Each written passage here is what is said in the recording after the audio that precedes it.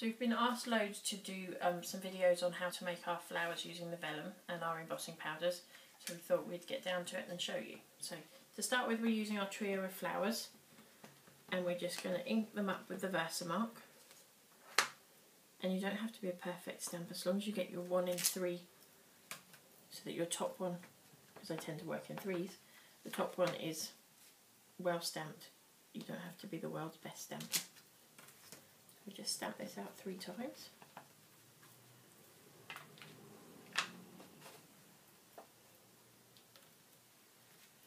And then we're just going to sprinkle some of our white embossing powder over the top.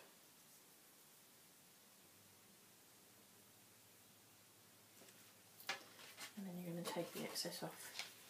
You must make sure that it's not heat resistant vellum. That's been designed to go through a printer and designed so that it won't curl from the heat of the printer, and we want to curl our flowers. So just cover those with the embossing powder. And then the other thing you need to remember is when you're heating the embossing powder on vellum is to hold your vellum in the air, and that allows the heat to travel through.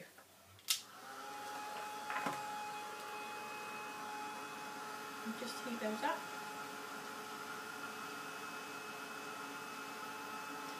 And with the embossing powder on the vellum, it does turn very quickly, and I have a few people that say their embossing powder flakes off when they try to shape the flowers. That's usually because it's been overheated or because your ink pad's maybe a little bit dry and it's time to replace it. Just make sure that as soon as it starts to turn, you move that around and allow the powder to chase you rather than you chasing the powder.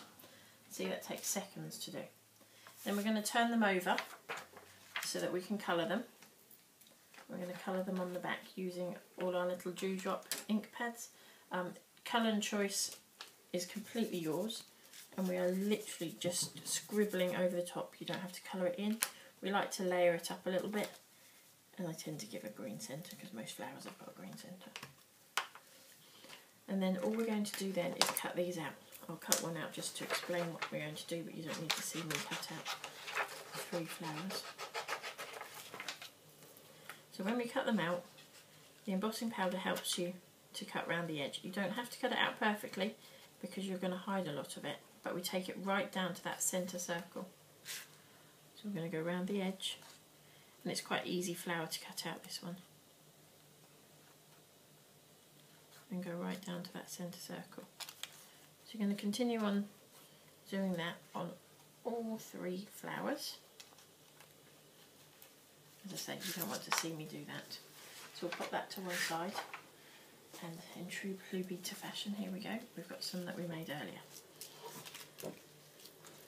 So I'm going to take our famous kebab stick, and as I say, we've cut all the way through to the middle on all 5 petals, straight down to this centre flower. It just allows you a little bit more movement on your petal.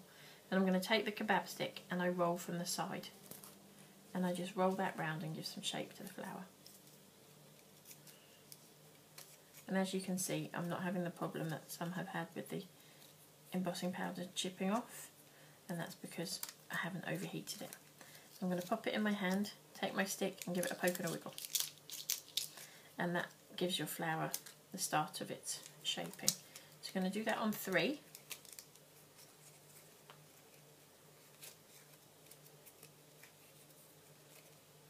It's really quick and easy. And you can be quite rough with it.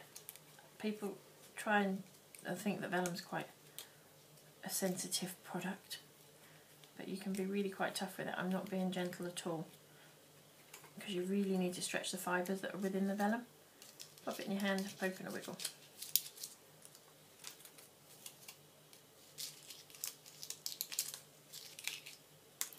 And then all I'm going to do is pop a little bit of our Honeydew Craft sticky glue in the middle, and then offset these in the centre. Just hold it there for a couple of seconds.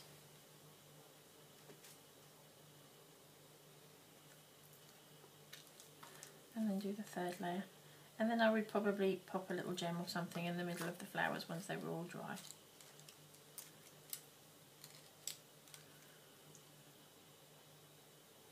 You can also use this flower to make a rose, or as near to a rose as you can make with a piece of paper. So that's the finished version, and they're really quite robust, so they can flatten down to go through the post, and then when you take them out of the envelope they do spring back up. So to make the rose, you're going to use exactly the same flowers. You're going to need to do about 8 or 9 of them, and then all I've done is I've cut them out, and then rather than curling from the top, I've turned it over and curled it, and then I'm going to fold upwards into, and they all interlock with each other, and they will naturally do that. I've done that already earlier so that this dried a little bit, and I'm going to do 2 or 3, maybe 4, depending on how big a flower I want this to be. And with the first one I've glued the sides a little bit because I wanted it to kind of hold that form a bit more. And this takes a few more minutes. So as you can see, it will start to layer up and start to make the bud of the inside of the rose. Do that 3 or 4 times, and that's the flower upside down. So you're tucking your petals with your embossing powder upwards rather than leaving them down flat. Leave that for a little while to dry off, and then you end up with something along these lines. And that's probably 1, 2, 3, 4, 5, 6, 7, 8, 9, 10, about 10 or 11 layers. So it takes a little bit of time to do it, but I do think it's well worth it. These ones are a bit more difficult to put through the post, but look beautiful on the top of a little box or gift bag or something.